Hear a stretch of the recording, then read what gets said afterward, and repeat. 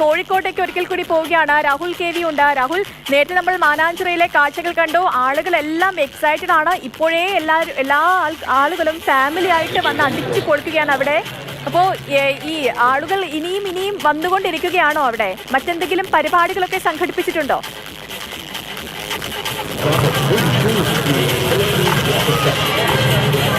സേതു, പ്രത്യേകമായ പരിപാടികളൊന്നും തന്നെ കോഴിക്കോടില്ല എന്നതാണ്.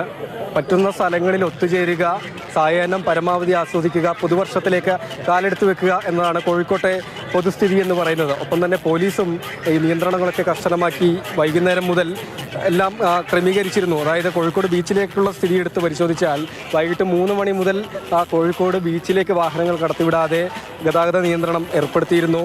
നഗരത്തിൽ എന്തു തന്നെ ആയാലും ഈ ആളുകൾ ഇങ്ങനെ കൂടുതലായി ഇറങ്ങിയത് കൊണ്ട് ഗതാഗത കുരുക്കുണ്ട് എന്ന കാര്യത്തിൽ സംശയമൊന്നുമില്ല. ഇനി മാനാഞ്ചിറ സ്ക്വയറിലേക്ക് വീണ്ടും വന്നു കഴിഞ്ഞാൽ ഇവിടെ ഫുള്ള് ദീപങ്ങളാൽ അലങ്കരിച്ചിരിക്കുകയാണ്. അതുപോലെ തന്നെയാണ് വന്നു ചേരുന്ന ആളുകളുടെ മുഖത്തും അത്രത്തോളം സന്തോഷമാണ്. സെൽഫി എടുക്കുക കഴിഞ്ഞ ഒന്ന് ഇടപെട്ടോട്ടെ. ആഘോഷമൊക്കെ എങ്ങനെയുണ്ട്? അടിപൊളിയാ, പറഞ്ഞു തന്നിട്ട് പറയുന്നത് ഉഷാറാ. കോഴിക്കോടല്ലേ? കൊയിലാണ്ടി കൊയിലാണ്ടിന്ന് ഇങ്ങോട്ട് വന്നല്ലേ? ഇങ്ങോട്ട് വന്നു. എങ്ങനെയുണ്ട് ആഘോഷം? ഉഷാറല്ലേ? ഹാപ്പിയാണ്, ഫുൾ ഹാപ്പി. അടിപൊളി ഫാമിലി ആയിട്ട് നന്നായിട്ടുണ്ട്. നല്ല അലങ്കാരമൊക്കെ നല്ല ഉഷാറായിട്ടുണ്ട്. സാധാരണ ഒരു മാറ്റമുണ്ട്. ഫുൾ ഹാപ്പിയാണ്. ഫാമിലി ആയിട്ട് വന്നതാണ്.